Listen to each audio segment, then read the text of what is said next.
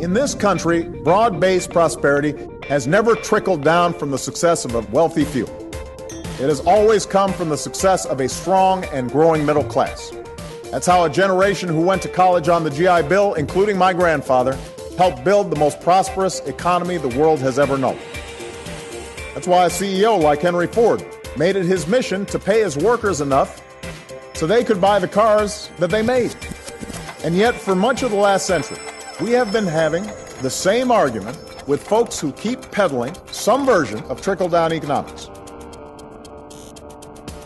They keep telling us that if we convert more of our investments in education and research and healthcare into tax cuts, especially for the wealthy, our economy will grow stronger. Now, the problem for advocates of this theory is that we've tried their approach. At the beginning of the last decade, the wealthiest Americans received a huge tax cut in 2001 and another huge tax cut in 2003. We were promised that these tax cuts would lead to faster job growth. They did not. The wealthy got wealthier, but prosperity sure didn't trickle down. Instead, during the last decade, we had the slowest job growth in half a century.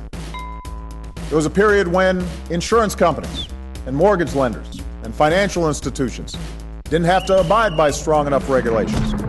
And what was the result? Profits for many of these companies soared, but so did people's health insurance premiums.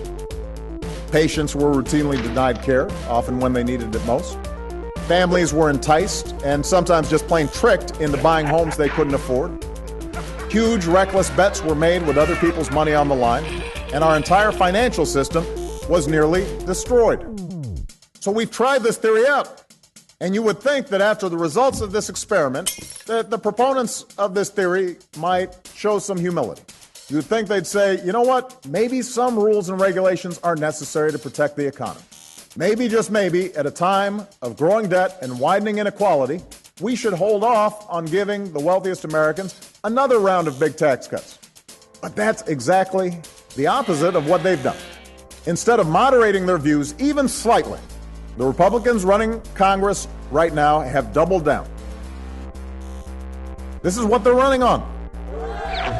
This larger debate that we'll be having about the size and role of government, this debate has been with us since our founding days. But no matter what we argue or where we stand, we have always held certain beliefs as Americans. We believe that in order to preserve our own freedoms and pursue our own happiness, we can't just think about ourselves.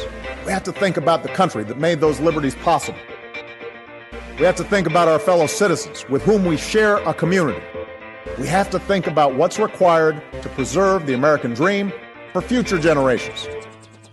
And if we keep that in mind and uphold our obligations to one another and to this larger enterprise that is America, and I have no doubt that we will continue our long and prosperous journey as the greatest nation on earth. Thank you. God bless you. God bless the United States of America. Thank you.